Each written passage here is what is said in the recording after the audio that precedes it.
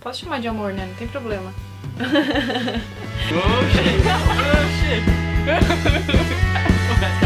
Engenheiro, meu predileto. Igor. Olá, povo mais bonito desse meu Brasil. Sejam bem-vindos a mais uma conversa boa aqui no AP17, o canal que você sente em casa. Eu não poderia falar desse assunto sem convidar o meu engenheiro predileto, o Igor Lima, vulgo Mozão. Me enganaram, né? Achei que ia vir aqui comer uma carne e tomar uma gelada, mas quem tem namorada youtuber é muito fácil, né? E hoje a gente vai bater um papo bem legal com vocês sobre rampas de garagem. E eu quero lembrar vocês que tudo que a gente falar nesse vídeo são recomendações, não são normas, tá? Então é tudo que acaba, né, amor, usando assim no dia a dia e que a gente quer passar um pouco, fornecer essas experiências aí pra vocês. Na verdade eu trabalho num escritório de projeto estrutural e o que a gente se depara quase que diariamente é com a dificuldade que os arquitetos têm em calcular a rampa e eles não sabem qual que é o tamanho do carro, eu acho, porque sempre dá problema e a gente sempre tem que calcular tudo de novo. Então vamos lá. O dimensionamento da rampa, ele vale tanto para rampa de garagem como para rampa de acessibilidade. Hoje a gente não vai englobar o assunto acessibilidade aqui, mas se vocês tiverem mais interesse, vocês podem acessar a NBR 9050, que lá vai ter todos os parâmetros e critérios para vocês utilizarem aí nos projetos de vocês. Falando então de dimensionamento, né? Sim. A conta que tem que ser feita, que é para fazer o cálculo da inclinação da rampa, é simplesmente tu dividir a altura dela pelo comprimento. Multiplicando por 100, tu vai ter esse resultado em porcentagem. Com base nisso, então, a gente vai trazer algumas recomendações para vocês utilizarem aí no cálculo da sua rampa. Vamos começar então com a inclinação de rampa reta, né? Então, sobre rampa reta, como geralmente o pessoal calcula ela, né? Como a gente falou pela conta que a gente mostrou no caderno, é a altura pelo comprimento. Tem dois métodos de tu definir a inclinação da rampa. Ou às vezes o teu projeto arquitetônico tá sobrando espaço e você simplesmente pega um comprimento que você determina e daí tu divide a altura do pé direito pelo esse comprimento, tu vai ter a inclinação, ou você às vezes é limitado pelo teu próprio projeto arquitetônico. Então você às vezes tem que adaptar a inclinação da rampa dependendo do comprimento que você pode utilizar para tua rampa. Inclusive é legal falar que tem algumas porcentagens que elas são recomendadas, né? Sim, até o máximo que a gente recomenda é de 25% durante a rampa, né? Mas não pode esquecer que tem alguns carros que são mais baixos que outros. Então o que a gente sempre costuma fazer? Que nem a Agnes está mostrando aqui, na entrada da rampa, no início da rampa e no final da rampa, nos últimos 2 metros e nos primeiros 2 metros, a gente sempre considera uma inclinação um pouco menor, que a gente recomenda para não ser maior do que 20%. Porque dessa forma, um carro que é um pouco mais baixo, por exemplo, um Azira, um Honda Civic, que são carros maiores e mais baixos, eles não vão ter o problema de raspar embaixo, né, quando eles estiverem subindo na rampa. Então a gente dá uma quebra na porcentagem, uma quebra na inclinação, na verdade, da rampa, para evitar esse tipo de problema. Mas é legal também lembrar, como a gente estava até conversando antes do vídeo, em alguns, tem determinados carros que, por exemplo, se você tem um padrão de obra um pouco mais alto, digamos, que você vai ter carros como Ferrari, você não pode ainda usar 20%, porque nesse caso vai raspar, porque a Ferrari é um carro muito baixo. Não, então com certeza. Depende muito do padrão da obra que você vai atender. Com certeza, na verdade, se tu entrar no site dessas empresas de carro, pega um modelo na internet, enfim, o comprimento, de quando é um carro fora de padrão, Ferrari, Lamborghini, sei lá, qualquer carro muito baixo assim, tu pega o tamanho do carro, joga no AutoCAD, se for o caso, e daí tu consegue fazer esse balanço de inclinação para esse caso específico, né? Mas no geral, para os carros mais utilizados aí, utilizando 20% de entrada e depois pode trabalhar na reta com 25%, já tá ok. Claro, se você conseguir trabalhar a reta inteira com 20%, vai ser mais ideal, né? Amor, e as rampas retas e curvas, elas são diferentes, né? Tem diferença aí pra calcular elas, né? Sim, na verdade, não é que há diferença para calcular. O cálculo é o mesmo, é uma altura pelo comprimento dela. Porém, você vai ter diferentes inclinações, depende da parte da curva que você tá, né? A gente sempre considera o cálculo dela, do comprimento dela, da inclinação geral, pelo centro, que seria essa parte aqui do meio. Só que você tem que levar em conta as extremidades também, principalmente a extremidade interna, que vai ser onde vai ser o pior problema quando você estiver passando com o carro, que vai ser a roda interna do carro, né? Pensa que se você estiver subindo e essa inclinação aqui for muito alta, você pode ficar com uma roda no chão e a outra roda acabar flutuando, porque vai ter uma diferença de inclinação entre a parte interna e a parte externa bastante alta. E isso às vezes o pessoal acaba não levando em conta e faz uma porcentagem muito alta no meio e não calcula a porcentagem do canto. O que daí acontece esses problemas, que às vezes a gente tem que reformular a rampa, né? Modificar às vezes o lugar dela, dependendo, não tem espaço para aumentar, para melhorar essa inclinação. Então a gente recomenda que esse raio interno, o que a gente faz na verdade? Geralmente a gente passa o raio interno, joga 1,5 m, 2 metros para cada lado, só para, dependendo do tamanho da rampa, certo? Joga 1,5 m, 2 metros para cada lado, e quando vai dar essa volta, você calcula essa inclinação, com o comprimento que você vai ter e a altura que ela vai subir. Essa inclinação, o ideal é não passar dos 28%, no máximo estourando, em últimos casos, 30%.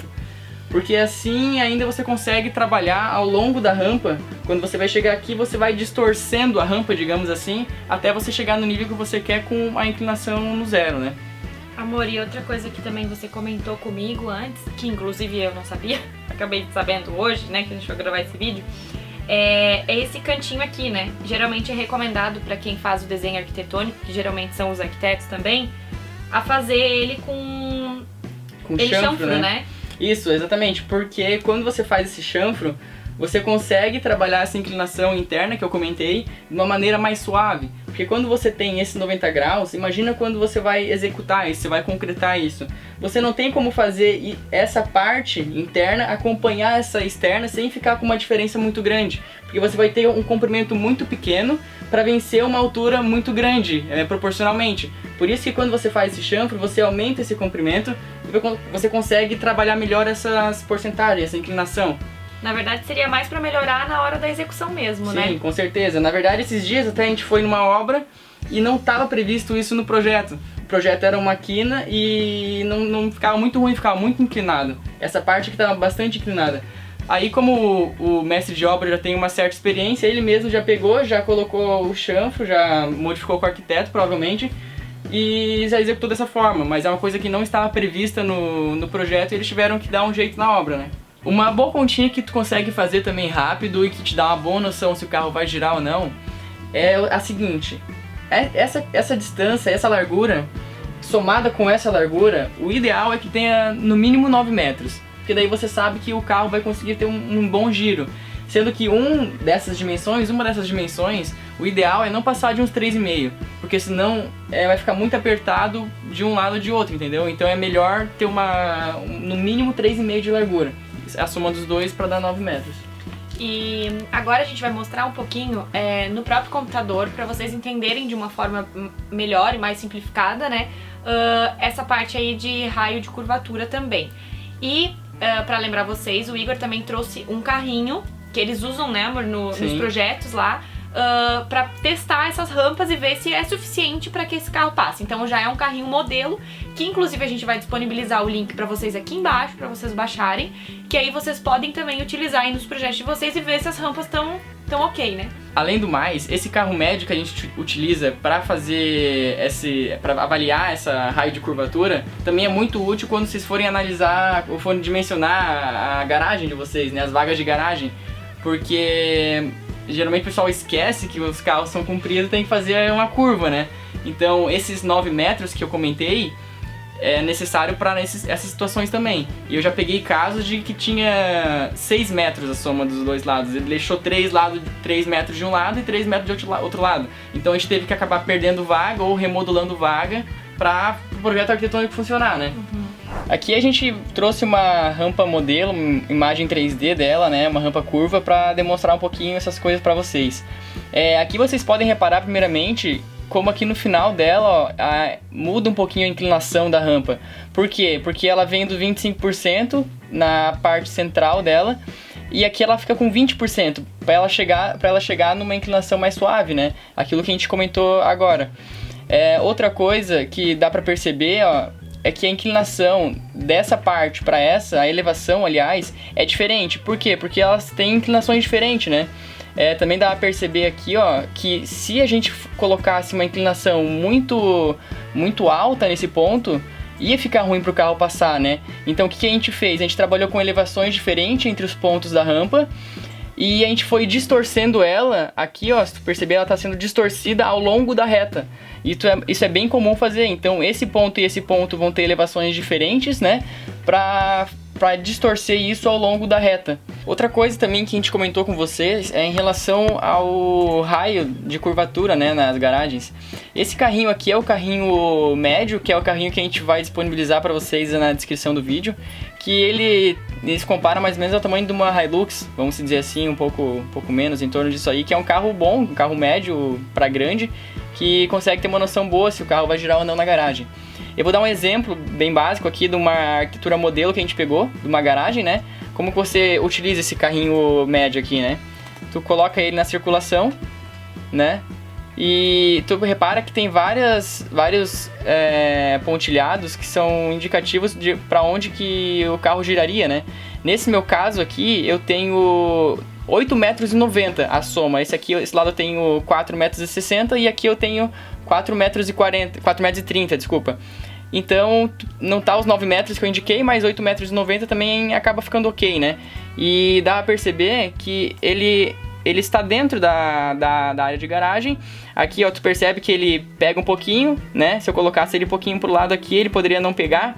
Mas aqui é um exemplo bem típico daquilo que a gente comentou. Como onde o carro gira, seria bem interessante se fizesse um chanfro aqui, que você evitaria até a própria sensação do motorista de estar girando, ter uma quina viva aqui, certo? Então você dá uma chanfrada aqui e vai ficar mais suave pro cara fazer a curva. Então é isso, gente. Espero que vocês tenham gostado de todas as recomendações que a gente passou aqui pra vocês. Queria agradecer também a presença do Mozão, que aceitou participar. Meio obrigado, mas tudo Foi bem. meio difícil mesmo convencer, mas tudo certo, veio. E se vocês ficaram com alguma dúvida, comenta aqui embaixo, a gente vai responder. Ou vocês podem também mandar um e-mail direto aí pro e-mail do canal mesmo, que eu ou alguém da nossa equipe vai responder. Mas é bom comentar mesmo, porque daí evita o nosso trabalho lá no escritório, né? Não vamos fazer cagada por aí, né? E, gente, não se esqueçam, façam o clichê de sempre, se inscrevam no canal, deixa o seu like aqui se você gostou desse vídeo ou não gostou também. Se você quiser deixar um comentário, assim, de alguma sugestão ou até sugestões para os próximos vídeos, seria bem legal pra mim. E não esquece também de ativar as notificações, porque quando você ativa a notificação, você é quase o primeiro aí já a receber um recadinho falando que eu postei um vídeo. Um beijo, espero que vocês tenham gostado. É isso aí, pessoal. Beijo e assistam bastante o vídeo pra me liberar um pouco o meu tempo também, né? Beijo. Será que deu boa? Ah, bosta.